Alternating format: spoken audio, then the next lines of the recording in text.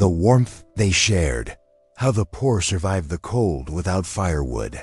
When the cold came first, before the frost touched the windows, before the ground hardened underfoot, before the clouds turned silver and the wind began to whisper, through the trees, the cold would arrive. Not on the calendar, but in the bones. The poor always felt it first. They knew it by the way the bread hardened overnight, by how the cat curled tighter beneath the table, by the way silence deepened around twilight, as if the earth itself were holding its breath. They didn't have barometers or weather reports or thermostats glowing on walls.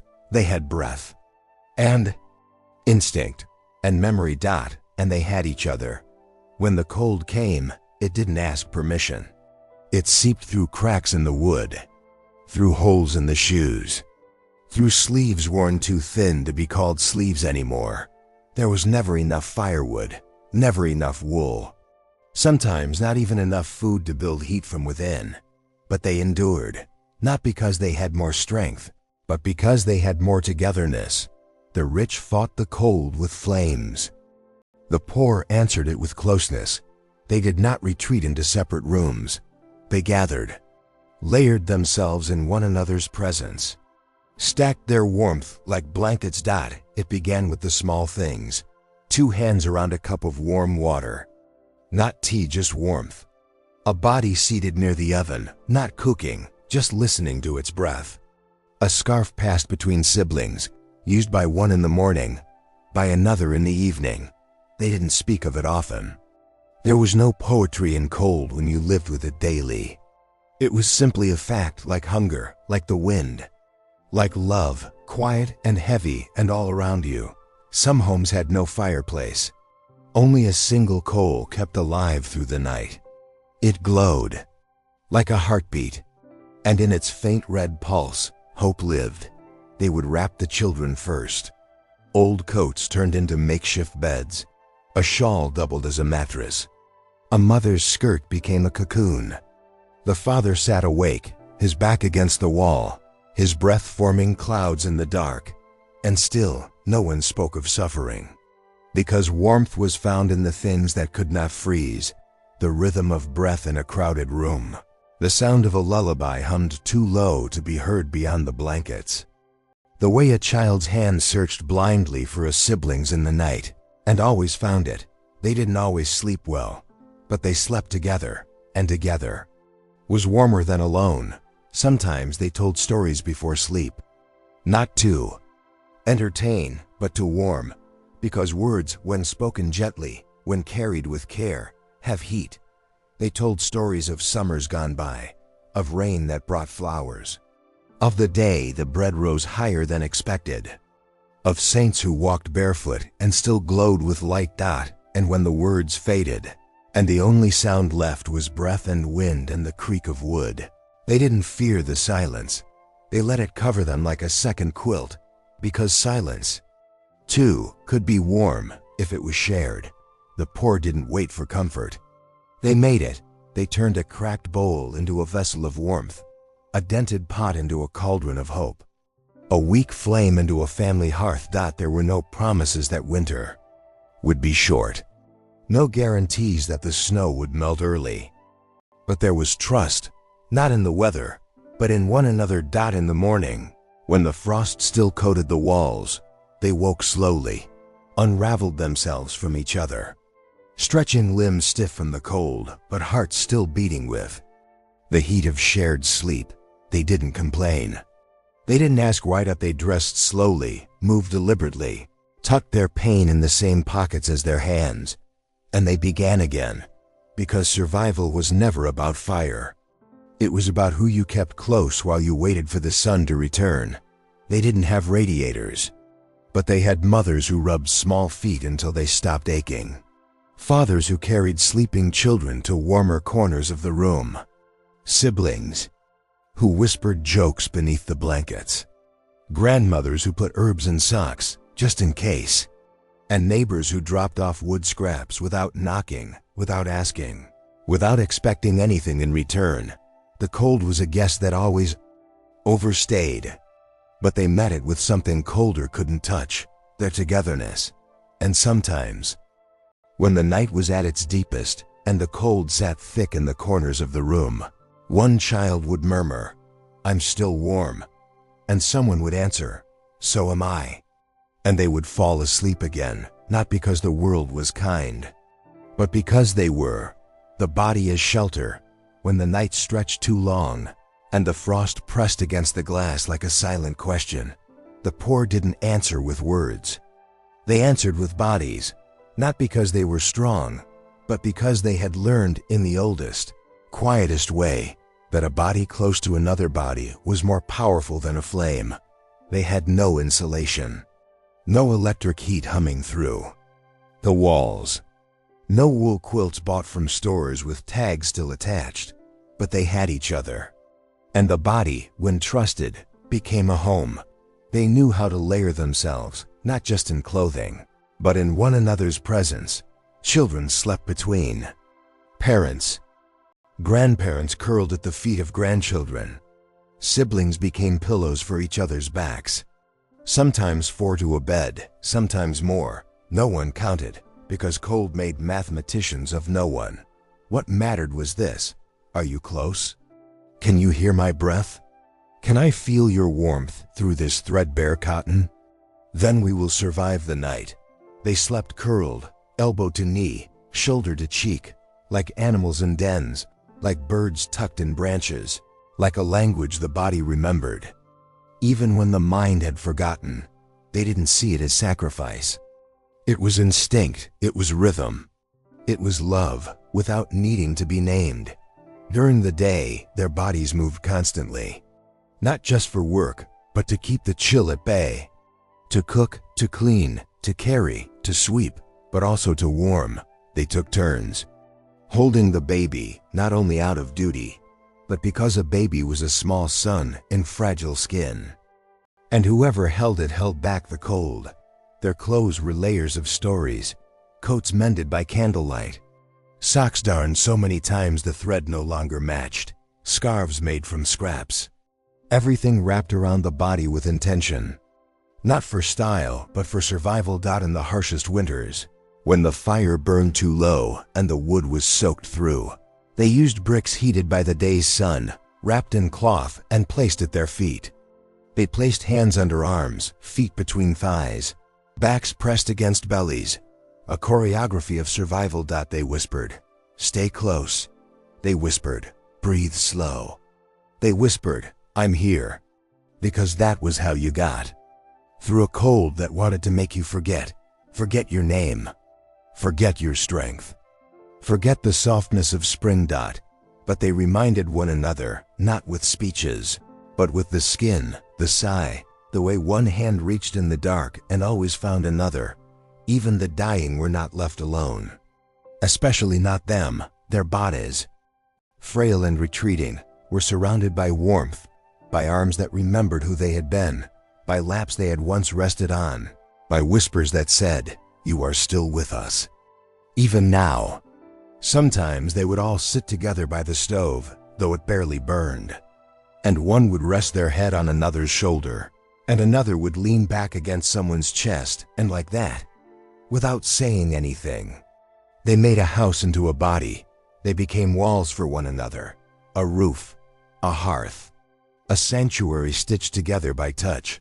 And it was warm. Not warm enough to melt snow, but warm enough to melt fear, warm enough to soften breath, warm enough to carry them through one more dusk, one more deep night, one more whispering frost. They didn't know the science of it, but they knew the truth of it. The body holds more than organs and bones. It holds love. It holds memory. It holds heat, not just temperature, but tenderness. And so they trusted it. They trusted each other. And in a world that offered them little, they offered one another the most sacred shelter of all, the living, breathing warmth of a body that chose to stay. The warm bread was a kind of love in the deepest winters, when even the air seemed brittle and the sky hung low with silence. There was one smell that cut through the cold like a memory wrapped in hope: warm bread. Not because it was common, not because it was plenty, but because it was made anyway, even when the flour was stretched, even when the yeast was tired, even when the fire barely sparked. They still baked because bread, among the poor, was never just food. It was a gesture, a message, a kind of love that filled the air before it filled the belly. The process began in the hush of early morning, when the ground was still hard with frost, and the water needed to be coaxed into boiling. The oldest woman in the house would reach for the bowl, the one with flour dust woven into its wood grain. She wouldn't measure. She didn't have to. Her hands knew what her heart remembered. And as she kneaded, she whispered to the dough, not with words, but with breath, with the rhythm of someone who understood that every fold was a prayer for survival. The dough sat near the stove, rising slowly like hope, covered not in fancy cloth, but in the corner of an apron once worn by her own mother, the same one who taught her that feeding someone was the highest form of care. When the dough was ready, the oven, barely lit, barely warm, waited like a cradle. And when the bread finally emerged, cracked and golden, fragrant and imperfect, they didn't wait. There was no ceremony, no butter, no knife. They tore it by hand, passed it in pieces, still steaming, still soft. And in the biting cold of winter, that warmth, that handful of something made with love, was enough to soften everything, even silence, even sadness, even the chill that seemed to live beneath the skin. The bread wasn't much. It never was. But that wasn't the point. It was the way it was given that made it enough. It was handed to the sick first, to the smallest, to the ones who hadn't slept through the night, to the grandmother who hadn't eaten the day before, to the child who had cried from the cold and didn't know why. It was handed with eyes that said, "I see you," with fingers that said, "I chose you," with silence that said, "This is yours, you matter."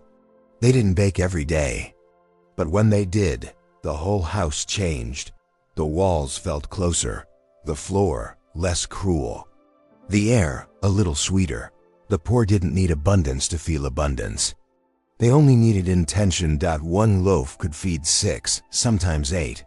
No one complained about size. They tore it with reverence because they knew what it cost: time, strength, patience, and a little more faith than they had the day before. When the neighbors found out bread had been made, they didn't ask for any. They brought jam or broth or a piece of kindling. And slowly, without a word, a ritual was born, one where bread was the invitation and community was the answer. There were children who remembered the taste of that bread long after they forgot. The cold, not because of flavor, but because of what it meant. It meant someone woke early when they didn't have to. It meant someone needed for an hour when their hands already hurt. It meant someone gave away the best part of what they had and didn't ask for anything back. It meant, "I love you" in the oldest language there is, the language of bread shared in winter. And that kind of love lingered. Years later, when those same children became old and the winters became quieter, they still baked, even if no one was coming, even if their hands had begun to forget the rhythm, because something inside them still remembered.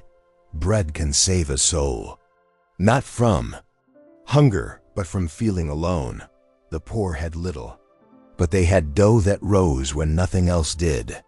They had ovens that warmed more than hands.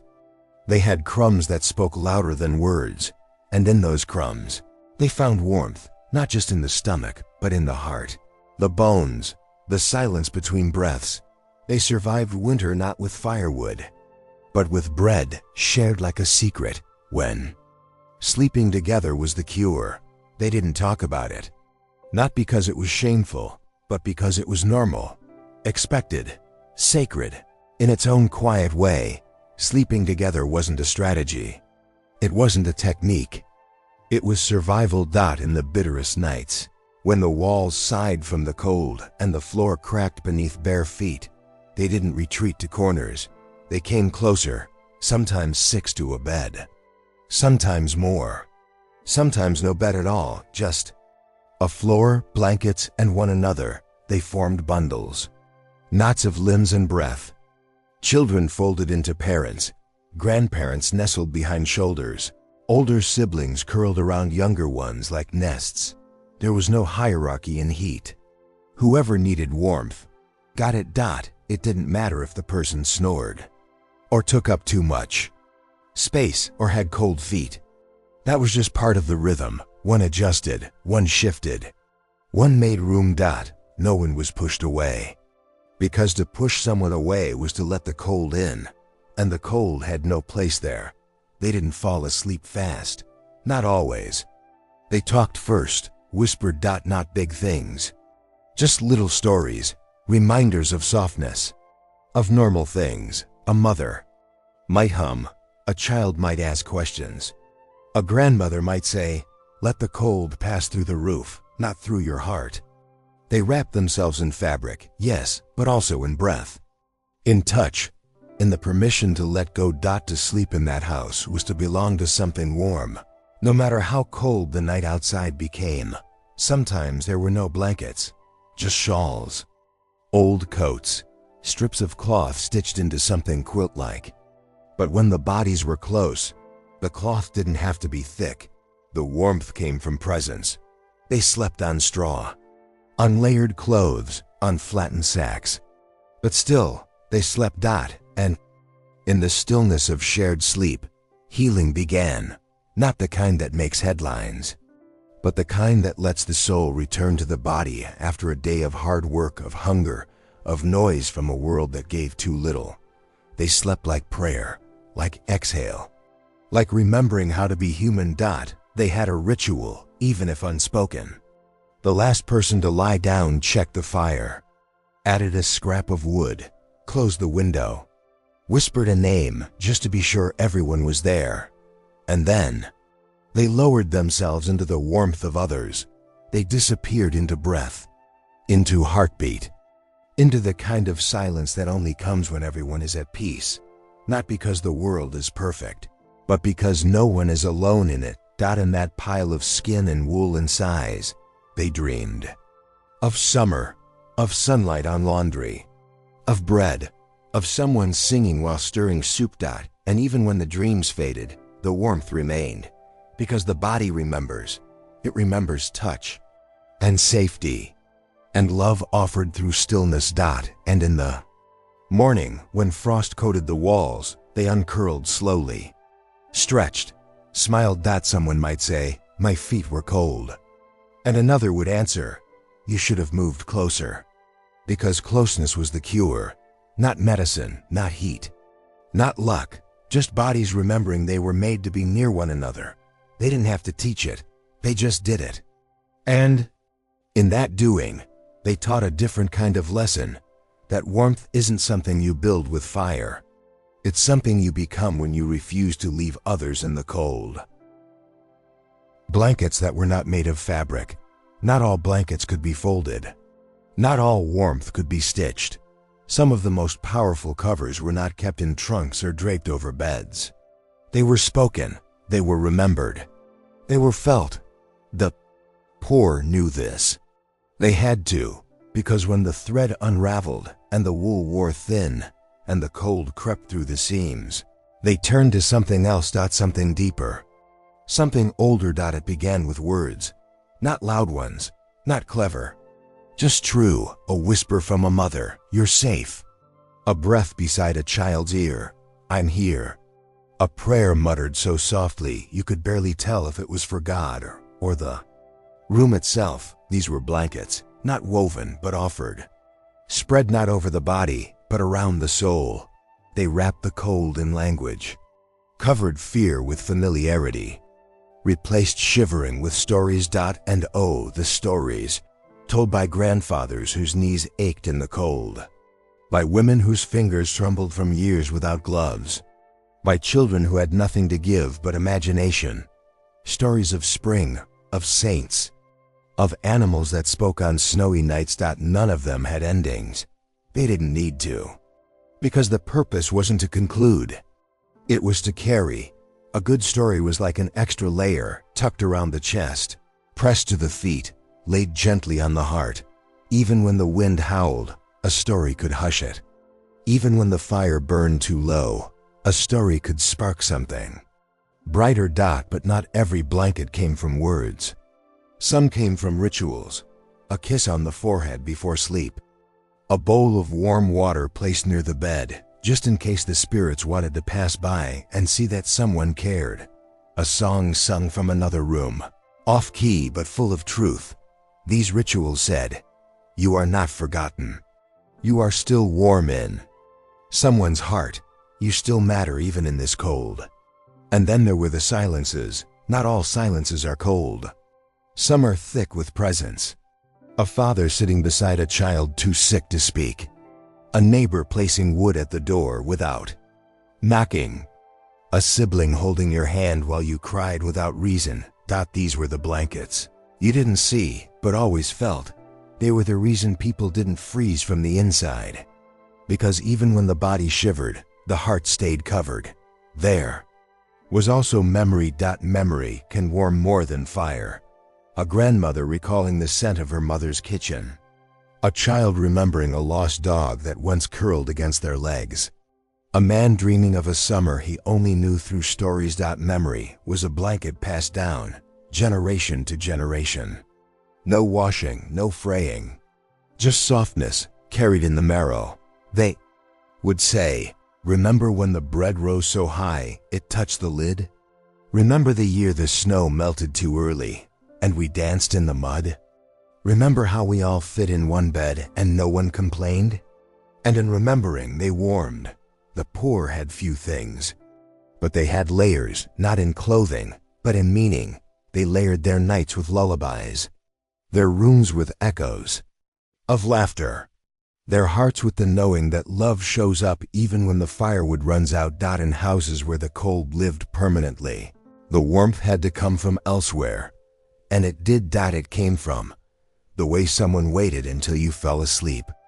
Before they did, the way tea was made even when there were only leaves, the way someone sat near your feet, just so you wouldn't wake up alone.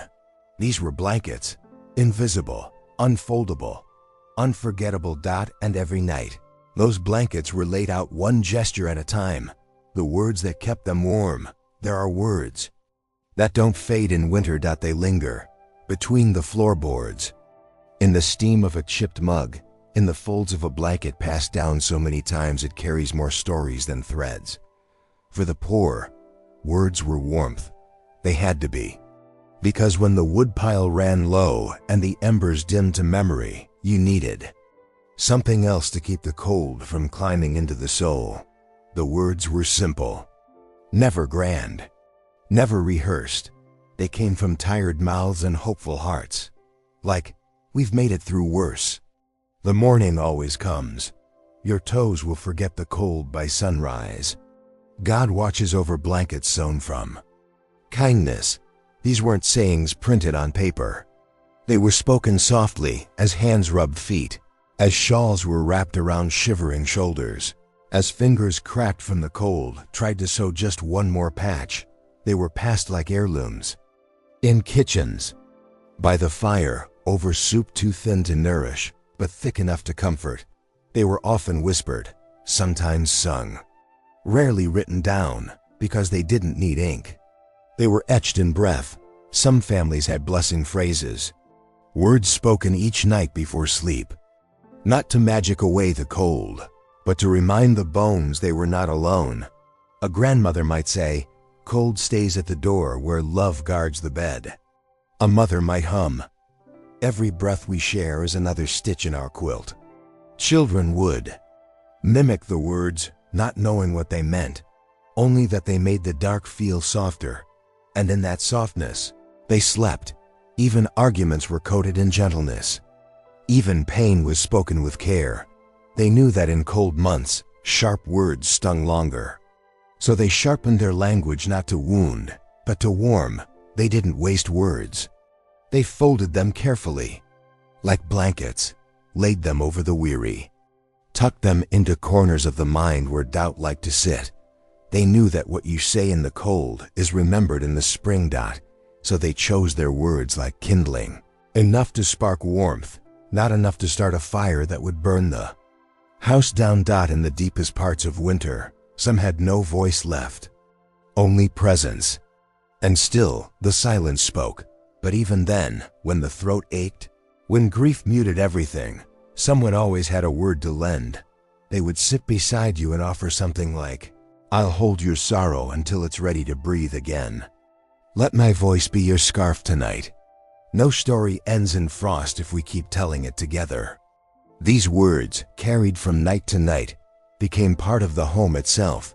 They soaked into the walls, into the doorframes, into the air that rose from soup, from breath, from love shared without condition.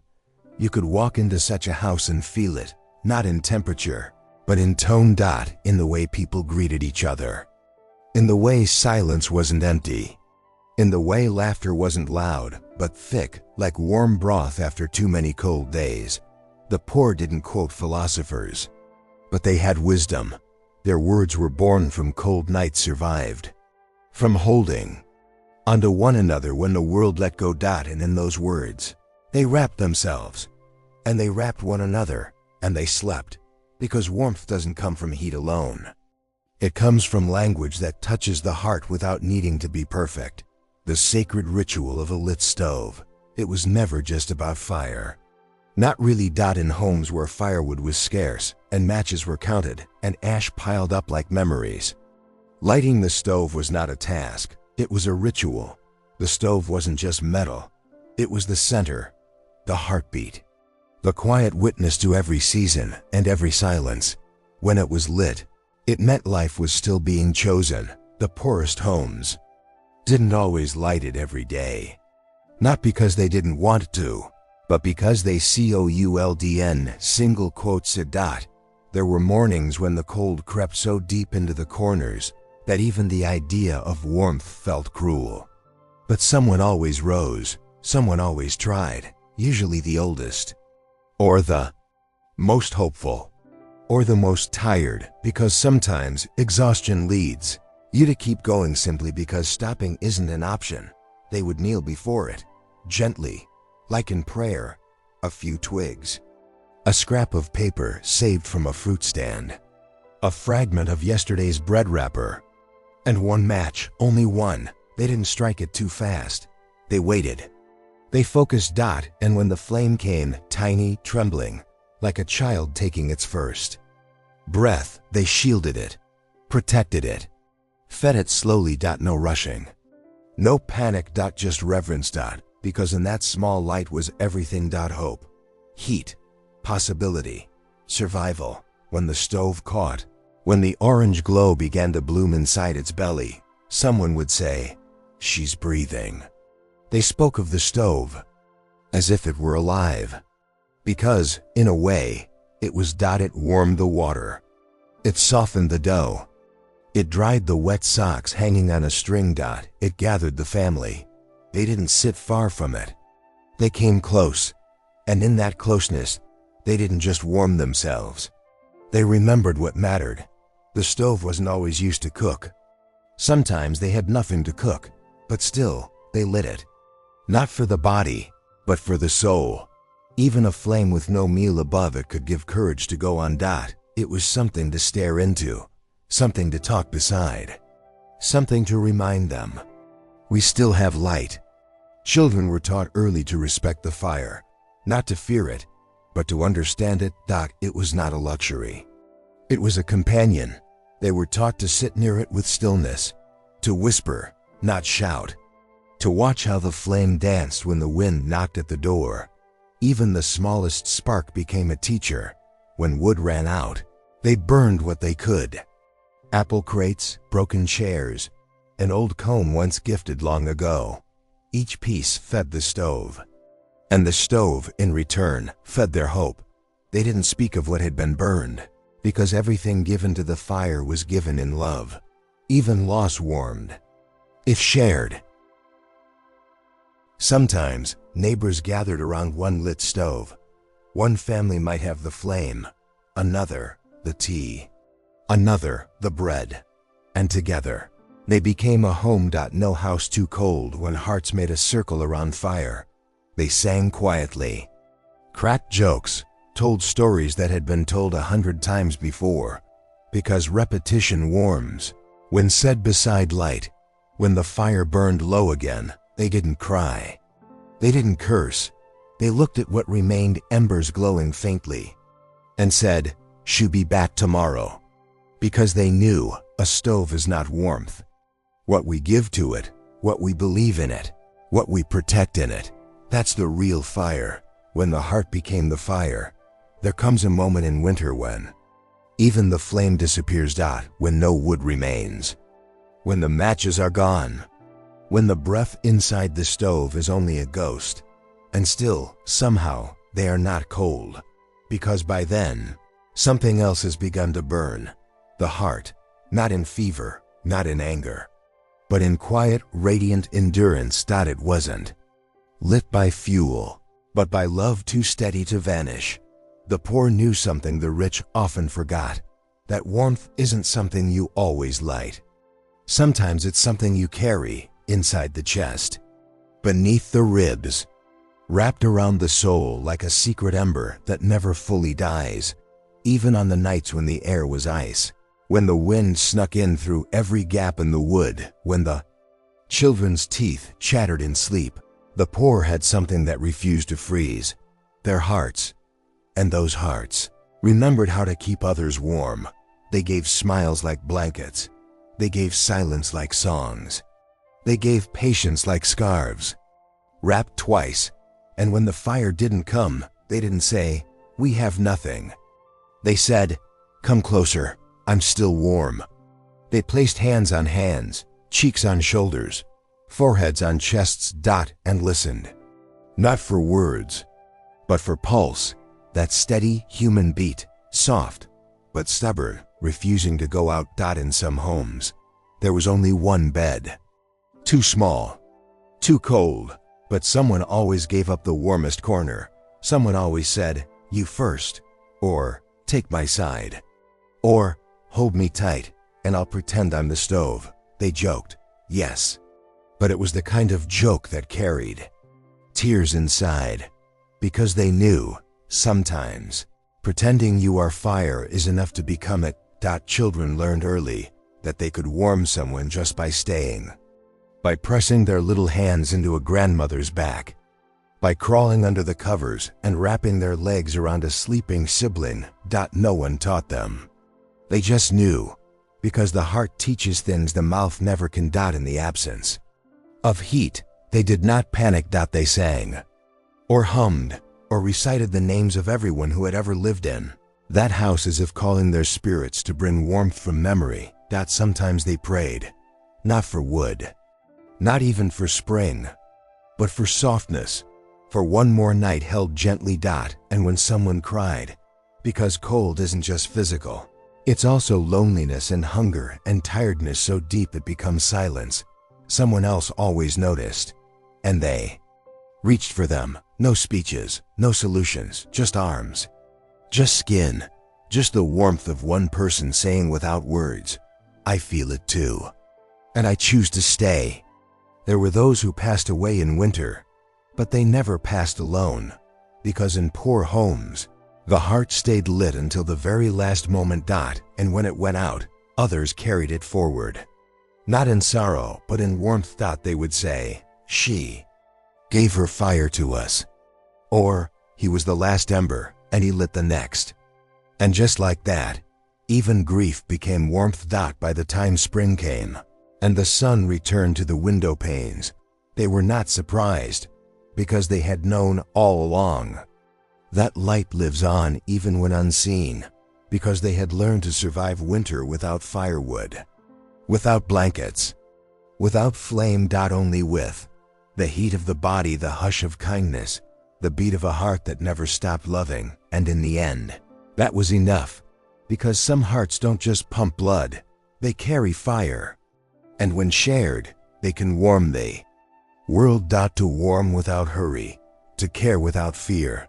In the world of the poor, Everything moved slowly in winter, not from laziness, not from lack of ambition, but because they knew warmth is not rushed.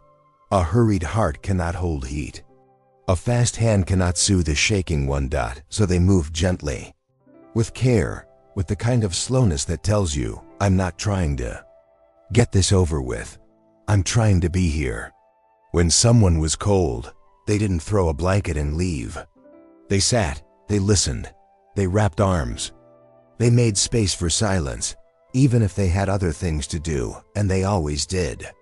They paused because to warm another was to say, you are worth more than my schedule. And that was a kind of fire that even the fiercest storm could not extinguish. There were children who cried in the night, not from pain, but from the weight of the cold pressing on their dreams. And when that happened, no one scolded. No one said, go back to sleep. They lit a candle, rubbed small feet between calloused palms, sang a lullaby from memory, not because it was pretty, but because it had worked for decades.